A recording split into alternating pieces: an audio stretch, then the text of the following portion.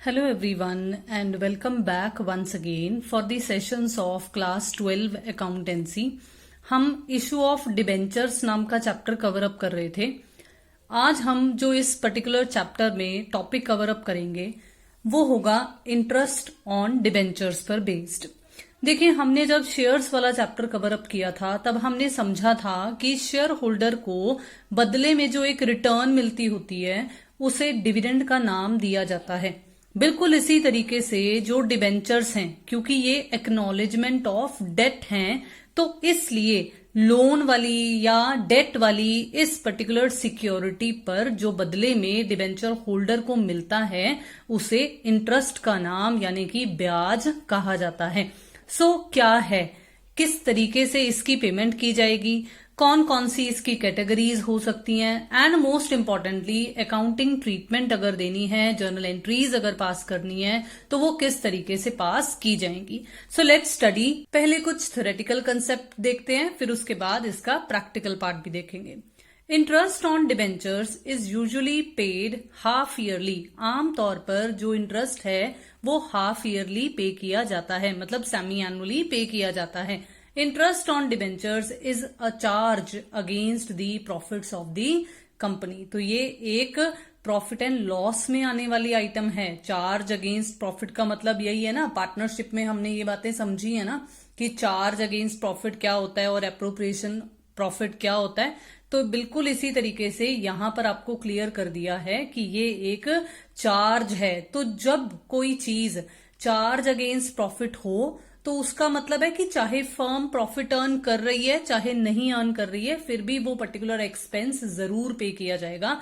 यही बात आपको नेक्स्ट लाइन में क्लियर भी की हुई है कि it has to be paid regularly even if the company suffers a loss और डज नॉट अर्न प्रॉफिट। मतलब चाहे कंपनी को मुनाफा नहीं भी हो रहा तब भी ये जो रेट ऑफ इंटरेस्ट है, जो कि एक pre fixed rate of interest होता है, मतलब पहले से ही डिसाइडेड होता है, तभी तो डिबेंचर्स के साथ एक पर्टिकुलर परसेंटेज लिखी हुई होती है ना, तो इसे जरूर पे किया जाएगा because it is a charge against the profits.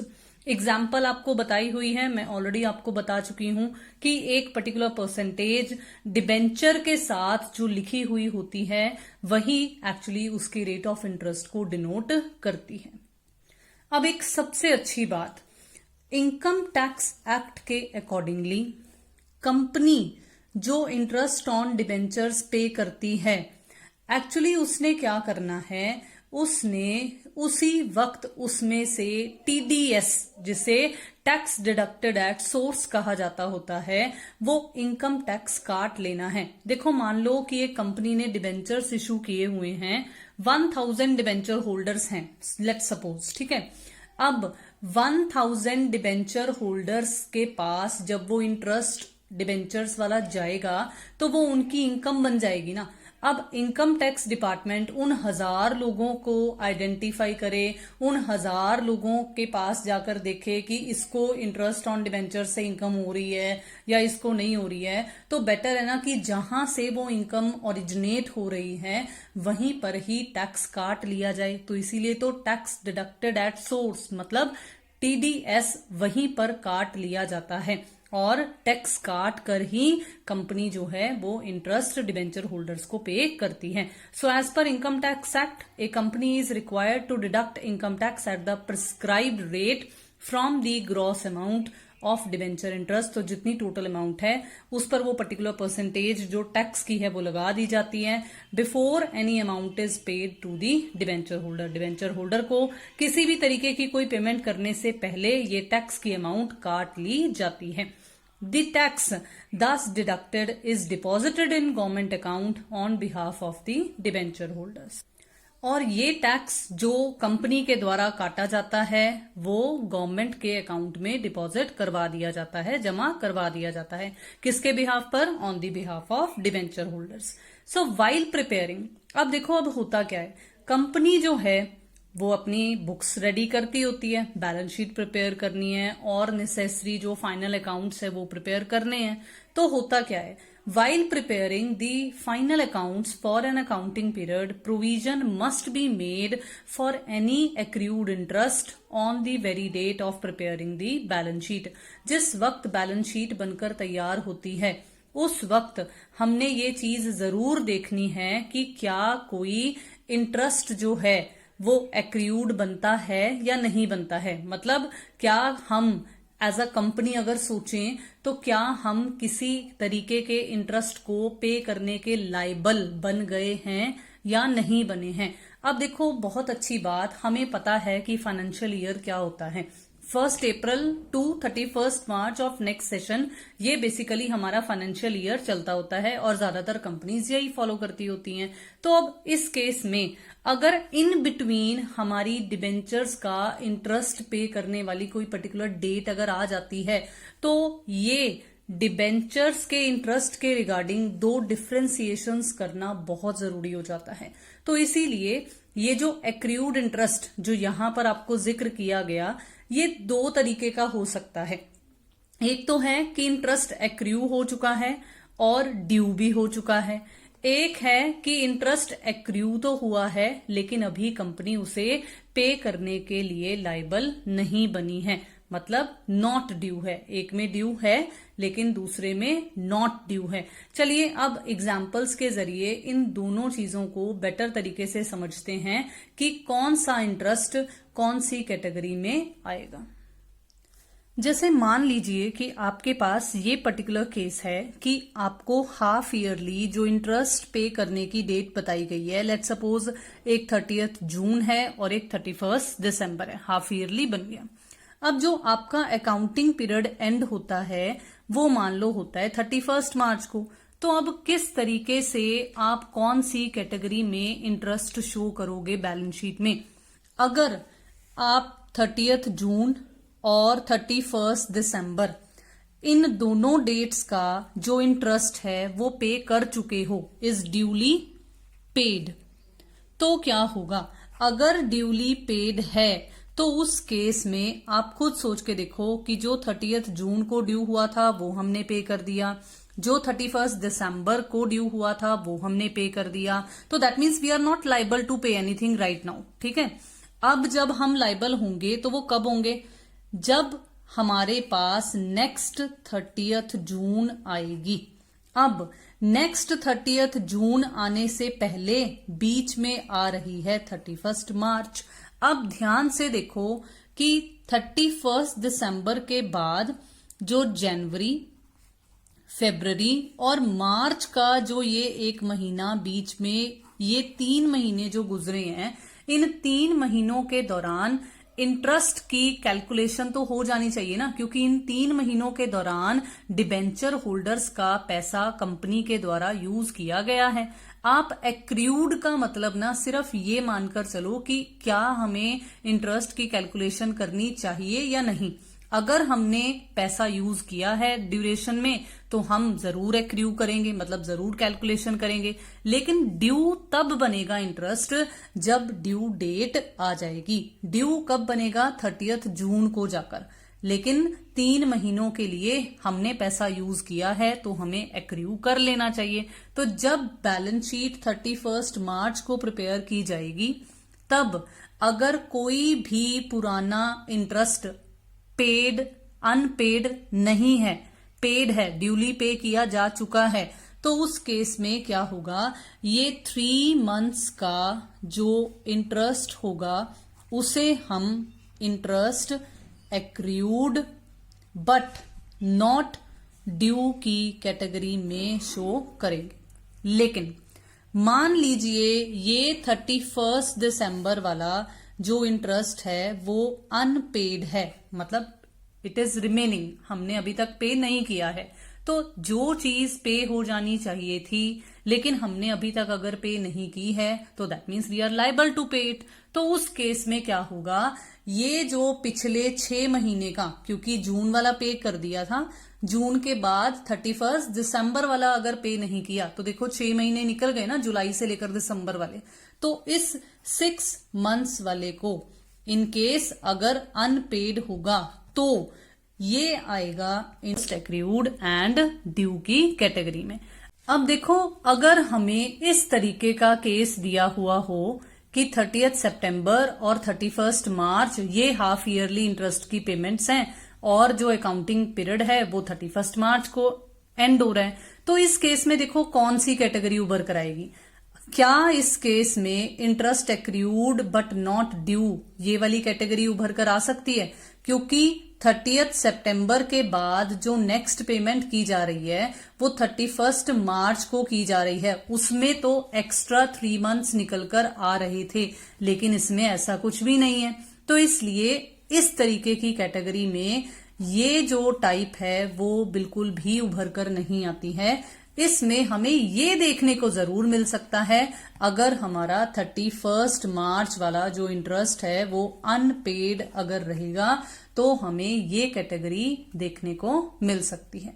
तो मुझे उम्मीद है कि आपको interest accrued but not due and interest accrued and due इन दोनों का जो डिफरेंस है वो बहुत अच्छे तरीके से क्लियर हुआ। चलिए अब सेशन को आगे बढ़ाते हैं और जितना हमने थ्योरेटिकली समझा है कि भाई इंटरेस्ट पे किया जाता है, डिबेंचर होल्डर्स को ड्यू किया जाता है, टीडीएस भी काटा जाता है, चलो अब इसे अकाउंटिंग ट्रीटमेंट के नजरिए से मतलब जर्नल एंट्री की फॉर्म में देखते हैं कि किस तरीके से जर्नल एंट्रीज पास की जाएंगी। देखो 4 जर्नल एंट्रीज हैं। जो सबसे पहली जर्नल एंट्री है वो है interest on debentures account debit to debenture holder account to tax deducted at source मतलब टीडीएस पेबल अकाउंट। देखो बहुत ही ध्यान से, इंटरेस्ट जो है वो कंपनी के पॉइंट ऑफ व्यू से एक एक्सपेंस है, एक चार्ज है, एक खर्चा है, और हमें पता है कि नॉमिनल अकाउंट के रूल्स कहते हैं कि इन्हें डेबिट करना चाहिए, तो हम इंटरेस्ट को डेबिट कर लेंगे। डिबेंचर होल्डर को हमने ये पे करना है, तो दैट मीन्स डिबेंचर होल्डर क्या बन गया, हमारा क्रेडिटर बन गया ना, हमारी लाइबिलिटी बन गया, और लाइबिलिटीज का हमेशा क्रेडिट बैलेंस होता है। तो हम क्या करेंगे, हम to debenture holder account credit कर देंगे। बिल्कुल इसी तरीके से टीडीएस पेबल भी हमारी लाइबिलिटी है और इसे भी क्रेडिट हो जाना चाहिए। ये एंट्री तब पास की जाएगी जिस वक्त हमारा इंटरेस्ट ड्यू हो जाएगा।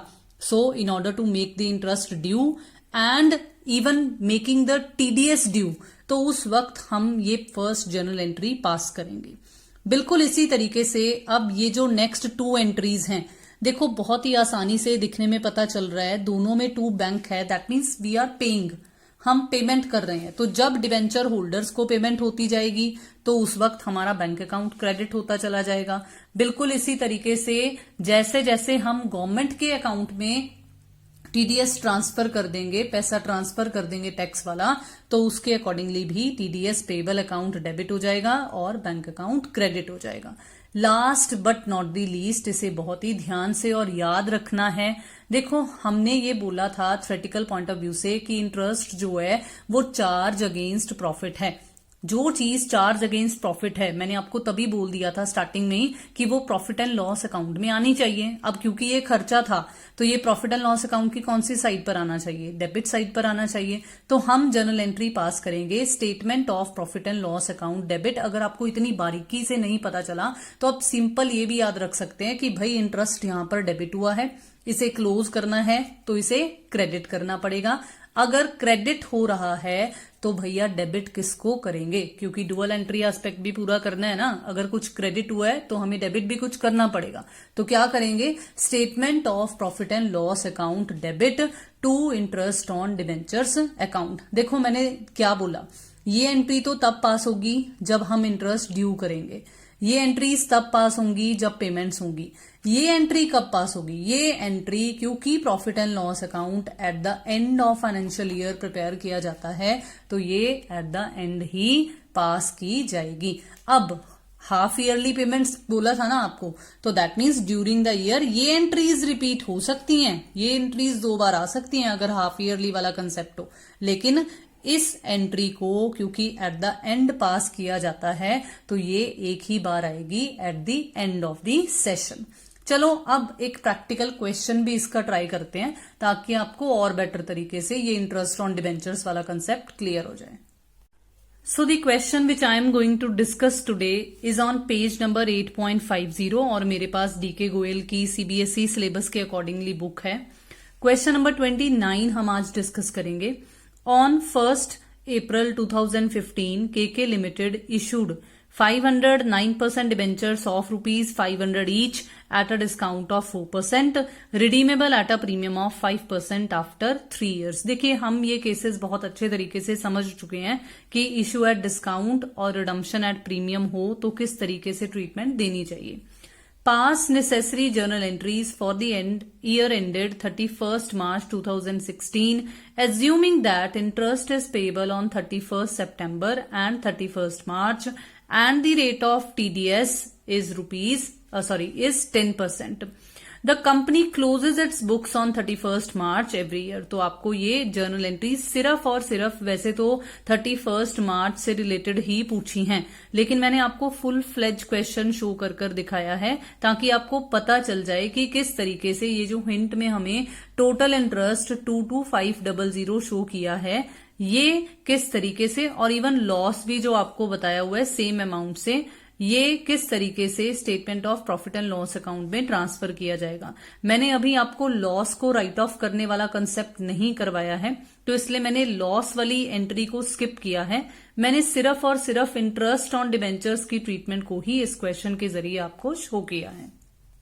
देखिए वेरी फर्स्ट एंट्री जो आएगी वो 1 April 2015 को आएगी, जो कि जैसा हमने अभी तक इस चैप्टर को समझा है डिस्काउंट माइनस करके, क्योंकि 500 रुपए हमारे पास फेस वैल्यू थी, उसमें से 4% हम निकाल देंगे 20 रुपए, तो 480 रुपए के हिसाब से हम रिसीव करेंगे अमाउंट। और first journal entry bank account debit to 9% debenture application and allotment account 2,40,000 से पास हो जाएगी।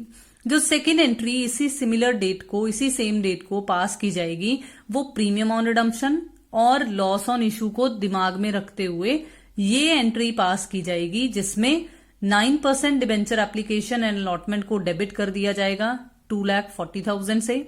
Loss on the issue of debenture जिसमें डिस्काउंट और प्रीमियम ऑन रिडम्पशन दोनों को क्लब कर 45 रुपीज के हिसाब से, मतलब 45 रुपीज पर डिबेंचर हम शो करेंगे 500 से मल्टीप्लाई कर 22500। तो देखो लॉस उतना ही है जितना आपको हिंट में बता रखा था कि इतने का लॉस हमने राइट ऑफ करना है। 9% डिबेंचर्स अकाउंट क्रेडिट हो जाएगा, क्योंकि डिबेंचर्स में फेस वैल्यू आती है, तो 500 मल्टीप्लाई बाय 500 ये आ जाएगा 2,50,000। प्रीमियम ऑन रिडम्पशन क्योंकि 5% का प्रीमियम था, फेस वैल्यू पर हम लगाते हैं हर एक परसेंटेज, तो 500 का 5% 25 रुपए बनेगा, तो 500 मल्टीप्लाई बाय 25 12500 यहां आ जाएगा। अब इन दोनों डेट्स के बाद हमारे पास आएगी 30 September 2015 हाफ ईयरली, तो मतलब 6 मंथ्स का फेस वैल्यू वाली अमाउंट पर लगाना है, 2,40,000 पर नहीं लगाना, तो 2,50,000 पर 9%, क्योंकि साथ में ये प्री फिक्स्ड अमाउंट हमें बताई हुई है, परसेंटेज बताई हुई है, तो 9% 6 मंथ्स के हिसाब से हम सॉल्व करेंगे, तो हमारे पास जो टोटल इंटरेस्ट है वो आएगा 11,250। मैंने आपको अच्छे से समझ में आ जाए तो ये साइड में चीजें लिखी हुई हैं, आप चाहो तो इसका अलग से वर्किंग नोट बना सकते हो। अब क्योंकि हमें टीडीएस का रेट भी 10% बताया हुआ था, तो आपने क्या करना है, आपने 11,250 का 10% टीडीएस पेबल में डाल देना है, रेस्ट माइनस कर आपने डिबेंचर होल्डर को क्रेडिट कर देना है। अब इसी सेम डेट को हमने पेमेंट भी करनी है, क्योंकि जब कोई और इन्फॉर्मेशन ना हो तो यही अज्यूम किया जाता है ना कि हमने साथ की साथ पेमेंट कर दी। ठीक है, तो अब देखो क्या किया है मैंने ना, इस एंट्री में दोनों को ही क्लब कर दिया है, मतलब debenture holder account debit, TDS payable account debit to bank account. आप चाहो तो आप अलग अलग एंट्री भी पास कर सकते हो, जैसा हमने थ्योरेटिकली देखा था 4 एंट्रीज की फॉर्म में। अब जब ये पर्टिकुलर डेट भी निकल जाएगी तो हमारे पास आएगा 31 मार्च 2016। Actually according to the question हमसे 31 मार्च 2016 की जर्नल एंट्रीज पूछी गई थी, तो यहां से एक्चुअली हमारा क्वेश्चन अब शुरू होता है, लेकिन मैंने आपको क्योंकि अच्छे से समझ में आ जाए तो पहले वाली एंट्रीज भी बता दी।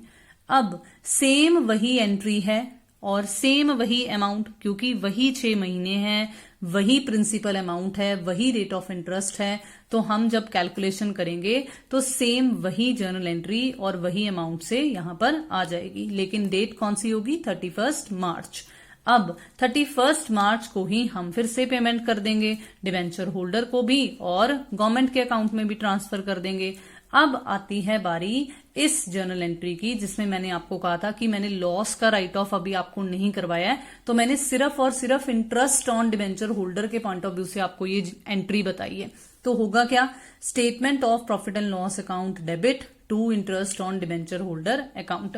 देखो, जब हम 31 मार्च 2016 at the end of the session ये एंट्री पास करेंगे तो ध्यान रखना कि हमने इंटरेस्ट ऑन डिबेंचर होल्डर को कितनी बार ओपन किया है। एक बार यहां किया है और एक बार यहां किया है। इसीलिए दोनों को जब आप ऐड करोगे, क्लब करोगे, तो आपके पास जो टोटल इंटरेस्ट है वो 22500 आ जाएगा। सो आई होप कि आपको ये क्वेश्चन जो आज करवाया गया इंटरेस्ट ऑन डिबेंचर का जो कंसेप्ट है वो आपको बहुत ही अच्छे तरीके से क्लियर हुआ। Now we are left with the writing off section only. अब हमने सिर्फ ये देखना है, इस चैप्टर में ये समझना है कि किस तरीके से लॉस को और डिस्काउंट को राइट ऑफ किया जा सकता है। तो चलिए मिलते हैं नेक्स्ट सेशन में। तब तक के लिए जुड़े रहिए चैनल के साथ। Once again I would like to request you, अगर आपने अभी तक चैनल को सब्सक्राइब नहीं किया है तो जल्दी से कर लीजिए। वीडियोस को शेयर करना, लाइक करना और अपने व्यूज कमेंट बॉक्स में शेयर करना बिल्कुल मत भूलिए। Thank you so much for watching the video and have a nice day.